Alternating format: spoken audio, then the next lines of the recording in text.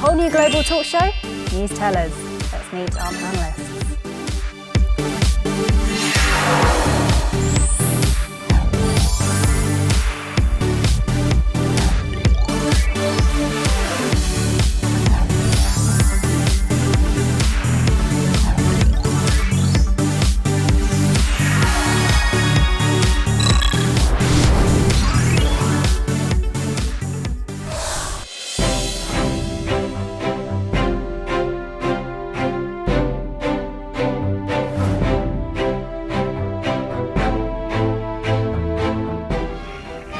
South Korea marks an anniversary in strength and freedom.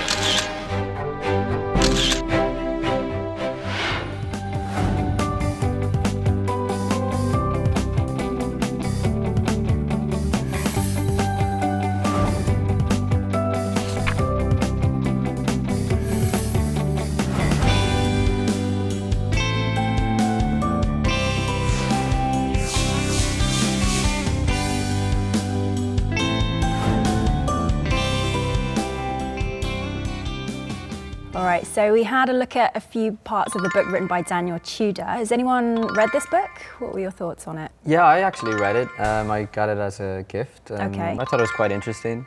I think maybe it was more aimed at people who aren't very familiar with South Korea because it still is overshadowed by North Korea in a lot of the news headlines. But it was, it was very interesting and informative, I found.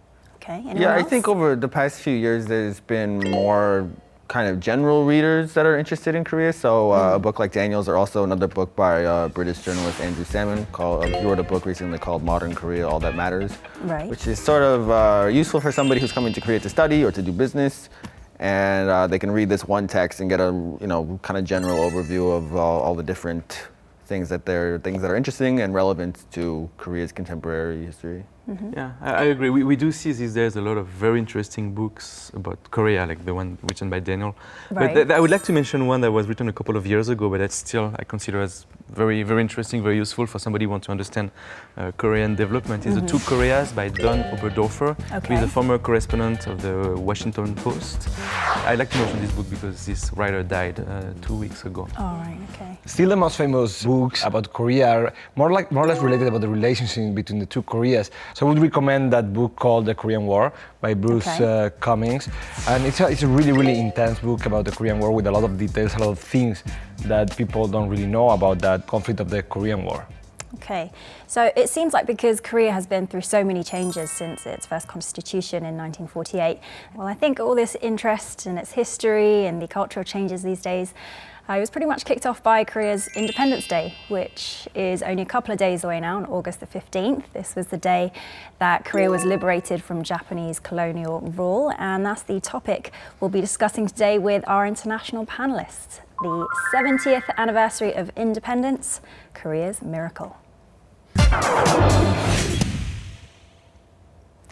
So this year then, it marks the 70th anniversary of Korean independence. But let's first hear from international journalists on what they think about Korea's journey from 1945 to today. I think that democracy is a very big achievement because Korea was a dictatorship for a long time, but it's amazing that the democratic transition was peaceful, mostly, and that there wasn't a terrible amount of bloodshed, and that Korea was able to establish its own constitution that was functioning, that had rule of law in such a short time, after all that economic growth.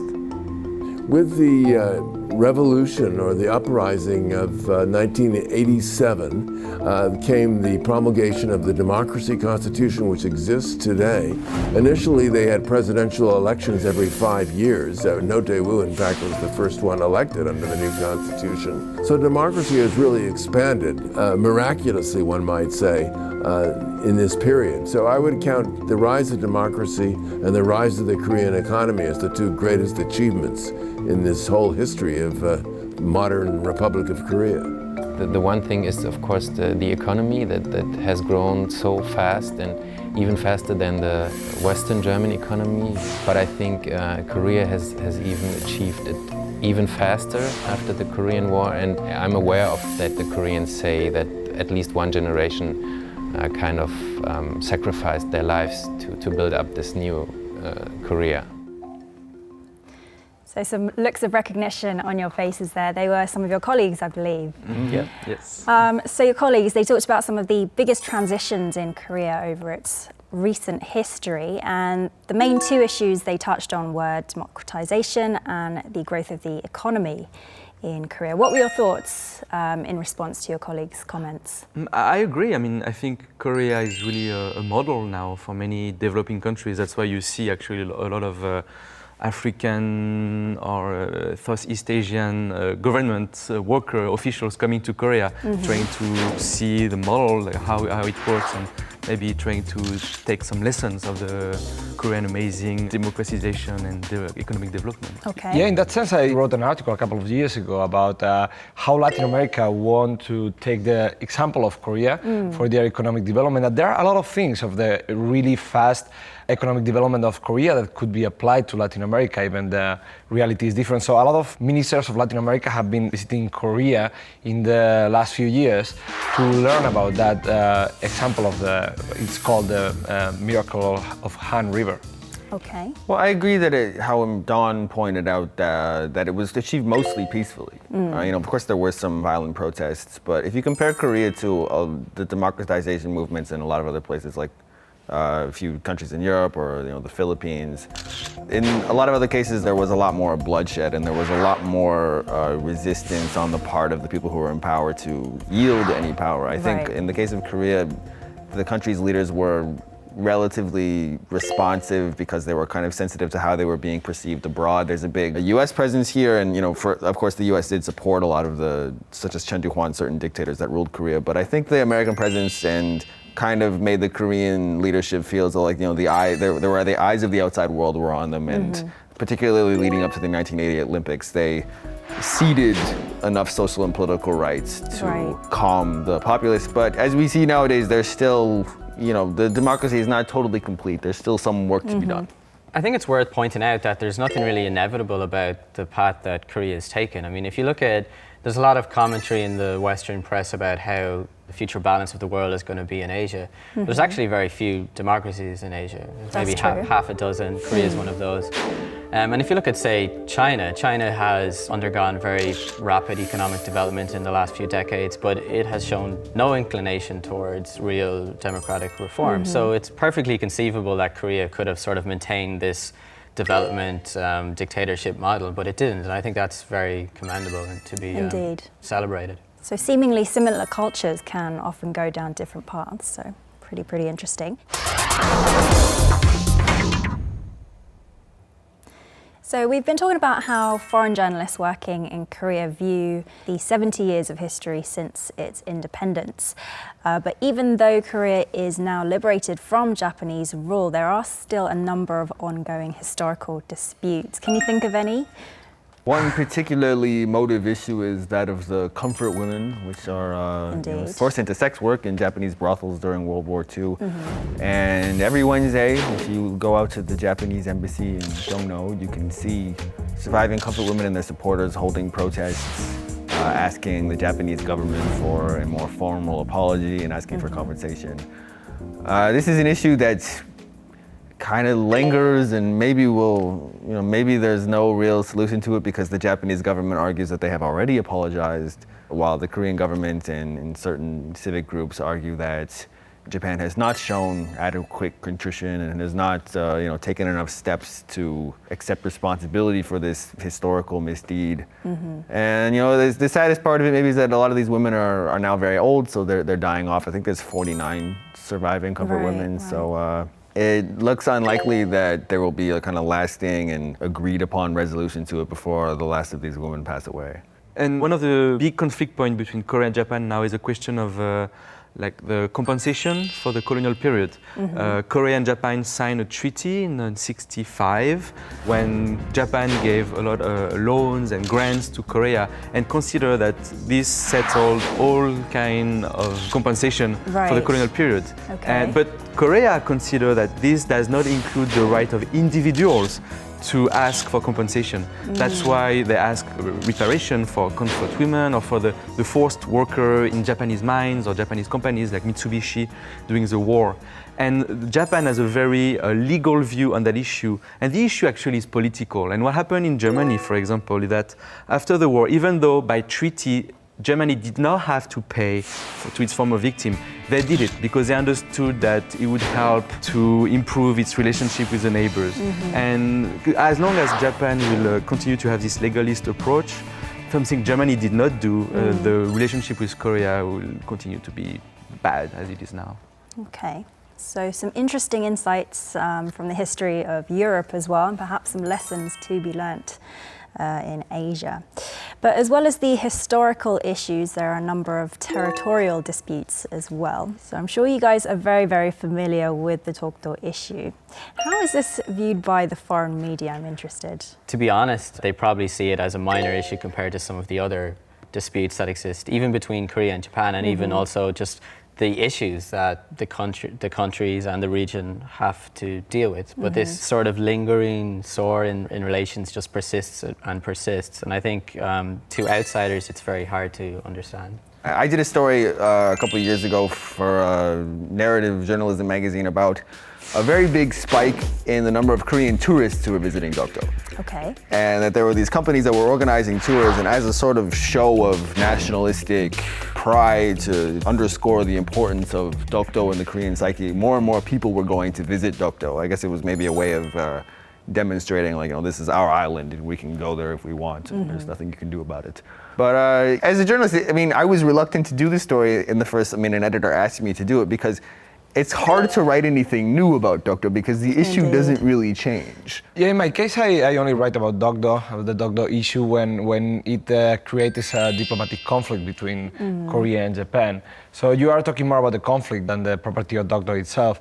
And I know that Korea and Japan, they have so different positions and they are not going to move, that this issue is not going to be solved. So for foreign journalists, we just cover it in a kind of more neutral way. Okay, it's an island basically owned by Korea, but yeah, we can see also the reasons of Japan, and we have to explain them too, right? So I think both of them, they have their arguments to think that Dokdo is Korean or Dokdo is Japanese. Yeah, well, one of the international names for Dokdo Island is Liancourt Rocks because it was discovered by a French navigator who come from Liancourt, which is a city in France. Is that so? But even though Dokdo have a French names, that doesn't increase the interest among French public about the island, I have to say. Yeah. Well, Dokdo always incites some strong reactions in Korean people, but it's good to get a neutral view on the issue as well. But Korea can't be the only nation with territorial disputes. I'm sure other nations after war and independence have similar issues. Can you think of any examples? Yeah, Ireland actually has or had a very similar dispute to the Dokdo issue. There's a very, very small rock in the Atlantic called Rockall, quite appropriately. It's basically uninhabitable. It's not really significant in any way.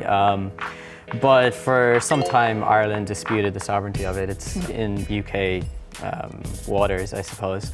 Basically, the whole issue was apparently resolved last year when the UN did an investigation, and I believe the countries involved just sort of accepted the results. Much more fundamentally or much more seriously, I think, would be the division of Ireland itself. So there's Northern Ireland and the Republic of Ireland. That's an unresolved territorial issue that is certainly controversial still to this day and is, I think, a lot more important. Okay. In Spain, we have that dispute with Gibraltar. Gibraltar is a very small part of the mainland in the south of Spain that is owned by England.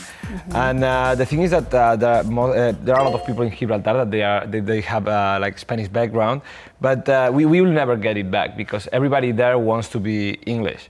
They want to be British, even if they are Spanish, because it's a physical. Britain always seems to be the problem here. Yeah, because it was supposed to be Spain, but you know they colonized it a long time ago, and they have it as a fiscal haven. So people who is living there, they can get a lot of money through legal and illegal activities, paying zero taxes.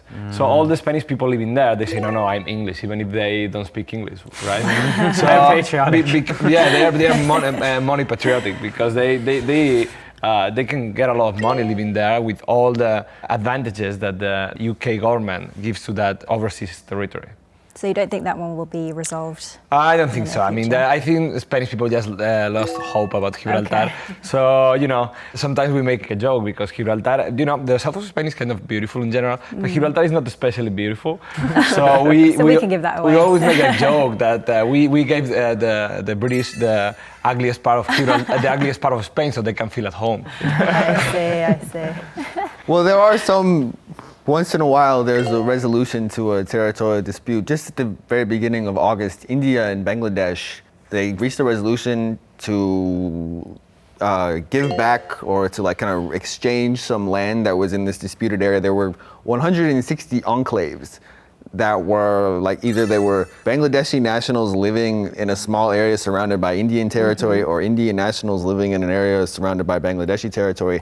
This situation made life really difficult for these people because if they went beyond like a short distance, they were entering a foreign country. Right. So they had to go to a hospital, if they had to go buy something or commute to a job or something, it was really difficult. But this just recently over the summer, the two countries sat down and they came to an agreement through negotiations that like one side would give back this and the other side would give back that, and they reached an amicable agreement and they both walked away and they were both okay with it. Ooh. That's kind of an encouraging example for all the countries out there that have territorial disputes, and there are many of them. There is so many territorial conflict nowadays. I mean, just to mention a few, you have Kashmir between India and Pakistan. You have Tibet. I mean, China said Tibet is part of your own territory. Tibetan people disagree. You have in Southeast Asia, you have a lot of claim for some islands between Philippines, China, Indonesia.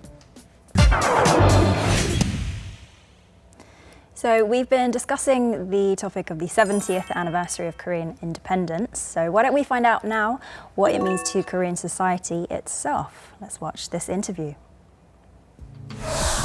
광복 70년 저희 슬로건이 위대한 여정 새로운 도약입니다. 광복 70년 동안 우리가 이루어온 성취에 대해서는 세계가 인정하는 부분이고 우리 국민들이 자부심을 가져도 좋을 것입니다. 그러나 고도 압축 성장 과정에서 여러 가지 사회적 불균형이 발생한 것도 사실입니다.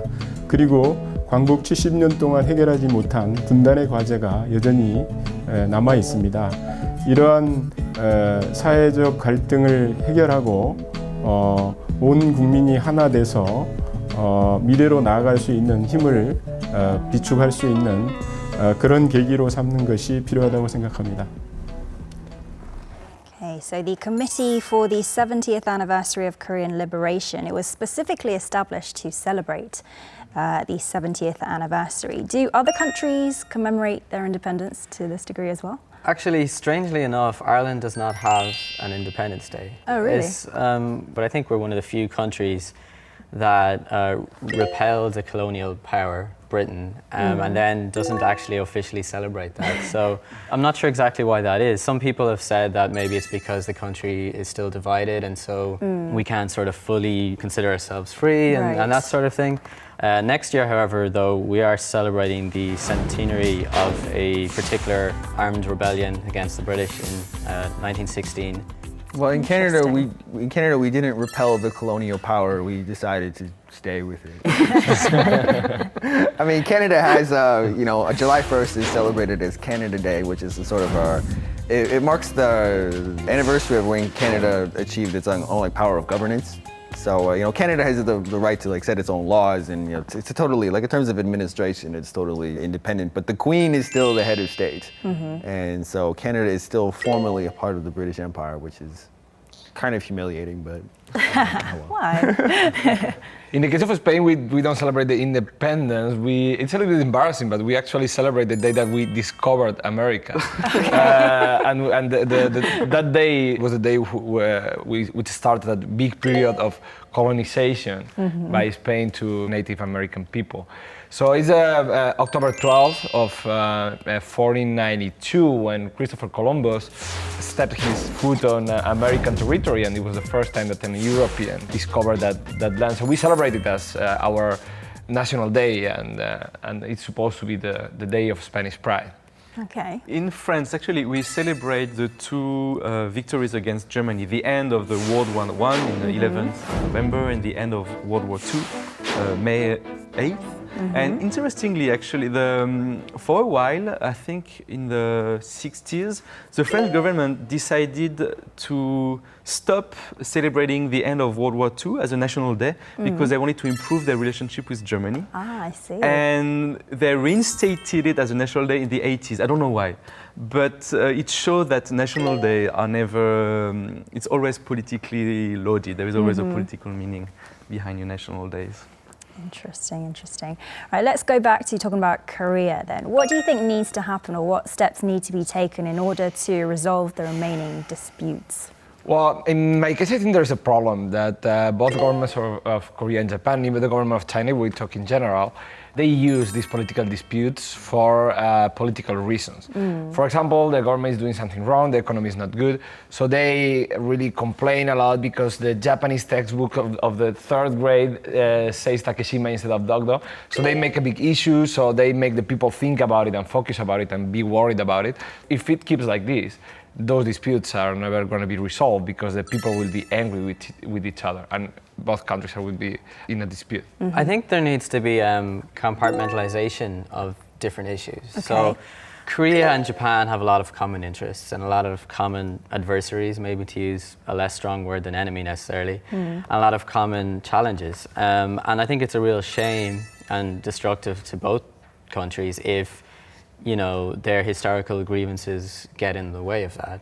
Obviously, it's important to work towards solutions on all these different historical issues, but before all those resolutions can be reached, and let's face it, there doesn't seem to be any sign of that happening soon.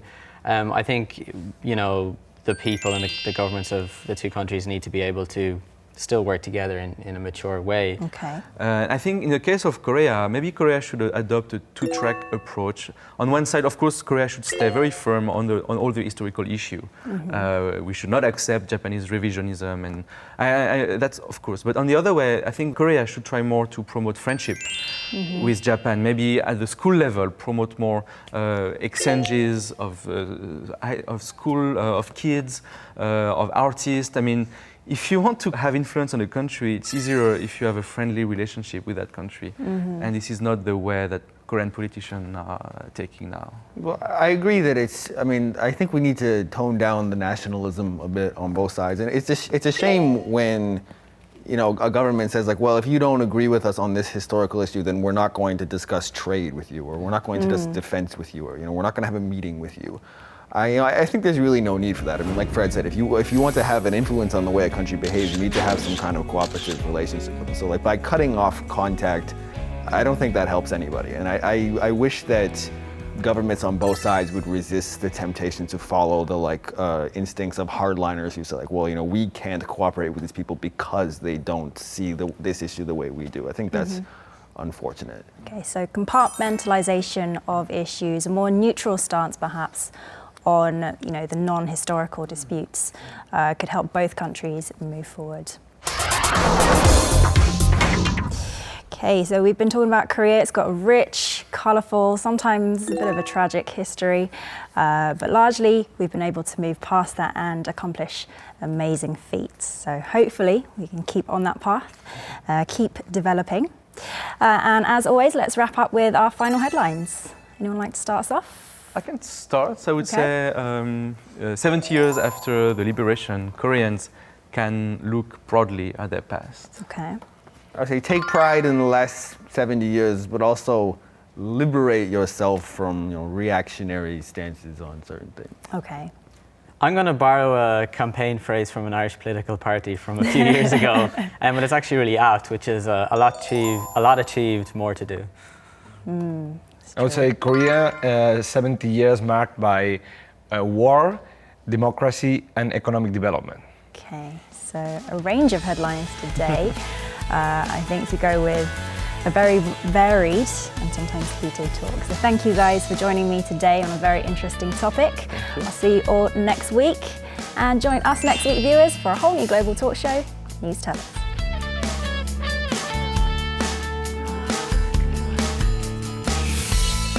We will be open for any opinions or requests on on our official website as well as our Facebook page.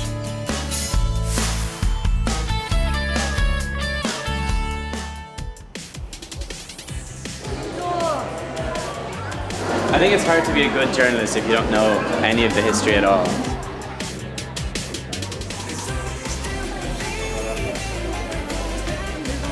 광복을 하고 5년 만에 전쟁이 나고 뚝딱뚝딱 만들어낸 나라가 지금 이 나라인데도 우리는 이렇게 편안하게 살고 있는데 이래도 되나 하는 생각이 지금 들거든요.